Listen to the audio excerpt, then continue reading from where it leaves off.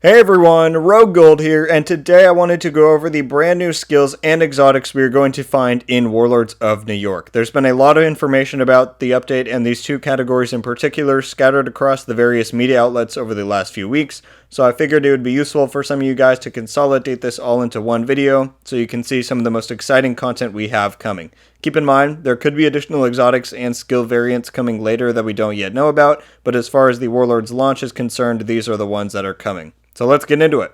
Let's start with skills. As I'm sure many of you have heard, we have one returning skill from Division 1 as well as two brand new skills to the Division 2. The returning skill is of course the Sticky Bomb. For those of you who didn't play Division 1, this is a go-to for a lot of skill builds, especially in PvP, and its mods had a lot of utility in the larger scale of the game. The two variants of the Sticky Bomb that we know about are the explosive one and an incendiary version, which lights enemies on fire in an AoE upon detonation. I've heard rumors and seen a few screenshots that could suggest we are also getting a flashbang variant like we had in Division 1. However, these are not substantiated in any facts, so I won't outright say that that's coming.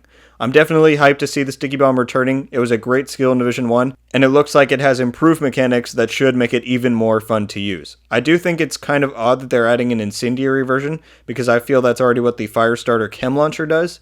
We'll see if it feels a little redundant to have both skills in the game, but regardless I'm hyped, especially for the explosive bomb. That's always been my favorite. It's a huge damage burst option that actually takes some aiming and skill to pull off, so yeah, the return of the Sticky Bomb is a win in my book. Next up, we have the brand new Hollow Decoy skill. A lot of people have pointed out that this seems like it won't be super useful in PvP, however I think it depends a lot on how they implement it. I definitely like the idea. I had never really thought of this being a skill in the division, but it makes a lot of sense. For PvE, they can obviously easily make it so that the AI register the decoy as a threat and shoot it. However, in PvP, they have to be a lot more meticulous if they want it to actually be efficient. And I think that there's a few ways that they can do that.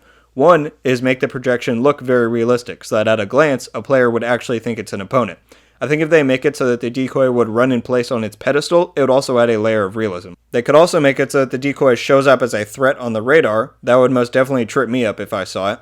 And lastly, they could add some gunshot sounds that are emitted from the pedestal that the decoy stands on.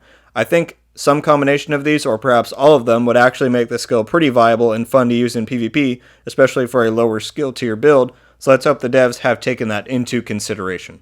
And the last of the three new skills we have is the Shock Trap. Now, if you've watched me for any length of time, there's a good chance you've heard me rant about shock in this game before. I think it's a valuable asset to the game when implemented in limited quantities. However, when it's overused, like at launch when they tried to put shock ammo in the Thieves' Den, that's where it becomes a real issue.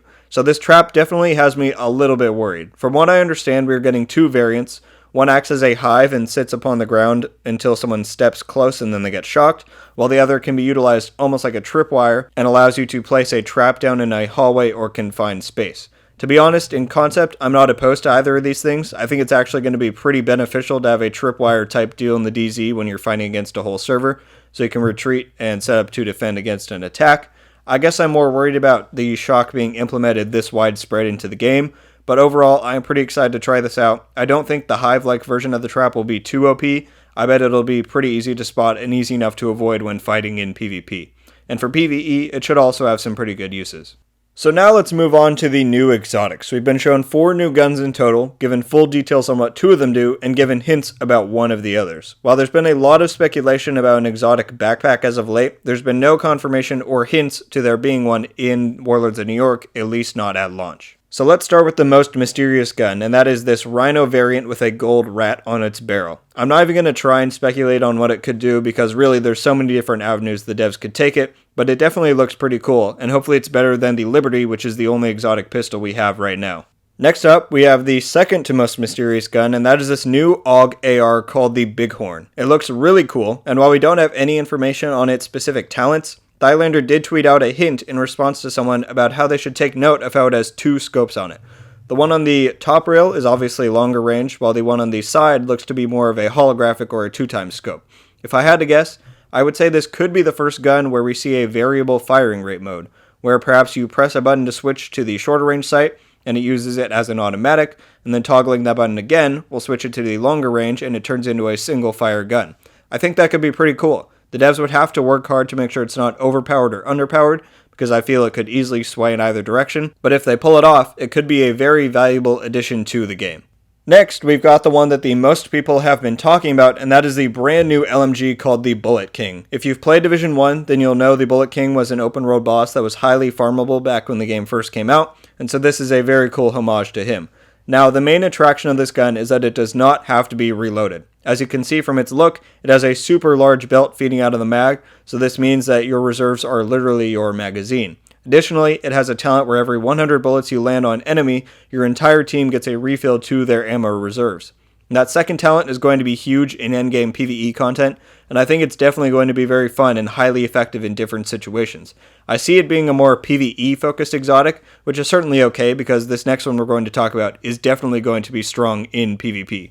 And that would be the Lady Death, a brand new exotic SMG. It's got a rustic theme. As you can see, it's based off the Statue of Liberty, and it just looks fantastic. Now, after you hear its talents, you may become a bit worried like me about how meta this thing is going to be in PvP, but let's go over them. Basically, the devs explained it as the more you run or sprint around, you build up stacks to a certain limit, and then as you fire the gun, you consume those stacks to increase its damage. And then, every kill you get gives you a speed boost.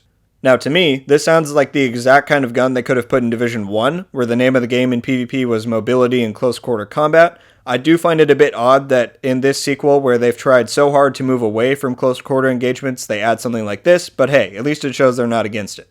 It's very reminiscent of the House in the way of how scarily good it sounds like it will be in the Dark Zone and Conflict, but I suppose we'll just have to wait and see if those fears become realized. This is the one I'm probably the most excited about. I think it looks the coolest, and obviously it pertains the most to PvP, so I'm definitely looking forward to it. And yeah, guys, those are all the new skills and exotics we know about so far coming with Warlords of New York. If you saw my State of the Game recap from the previous week, you'll know that they're introducing a new exotic and a new skill variant with every season, so I'm sure that there are going to be more than just these ones we've been told about so far. It's definitely a very exciting time in Division's lifespan. We've never really seen a point where there's being this much added to the game this consistently and frequently, but hey, who's complaining? Alright guys, that's all I got for today. We're only 2 days out from Warlords launching, which is absolutely crazy. The wait is almost over. So tell me, which of these new exotics and skills are you most excited about? Let me know in the comments down below. Leave a like if you enjoyed this video, and subscribe with notifications on so you can be updated every time I upload. I'm going to be putting out as many videos as I can once the expansion launches, so keep your eye out for that. Thanks for your support of the channel. I am more than ready to dive into this new era of the Division, and I sincerely hope you'll join me. Until the next one, guys, RogueGold, out.